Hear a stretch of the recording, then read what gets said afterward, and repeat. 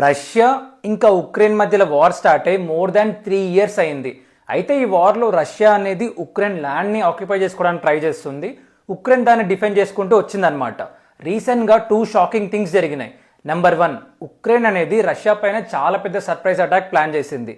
That Russia Ukraine border దగ్గర plan చేయలేదు. Border నుంచి thousands of kilometers దూరంలో రష్యాలోని మెయిన్ సిటీస్ దగ్గర ఎయిర్ బేసెస్ పైన అటాక్ చేసింది. నెంబర్ 2, ఇంకొన్ని అవర్స్ లో Russian delegates and Ukrainian delegates టర్కీలో కూర్చొని వార్ ఆపడానికి డిస్కషన్ స్టార్ట్ అవుతాయి అనమాట.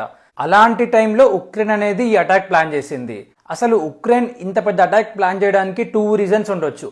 నెంబర్ 1, ప్రపంచంలో అన్ని కంట్రీస్ పర్సెప్షన్ ఎలా ఉందంటే ఉక్రెయిన్ చాలా వీక్ అయిపోయింది రష్యా వార్లో, ఇంకా ఉక్రెయిన్ ఫైట్ చేసే కేపబిలిటీ లేదు అని అందరు అనుకుంటున్నారు. ఎందుకంటే ఉక్రెయిన్లోని 20% ల్యాండ్ని రష్యా ఆక్యుపై చేసుకొని ఉంది. అలాంటి టైంలో we are still capable of war అని చెప్పి చూపించడానికి అటాక్ చేసి ఉండొచ్చు.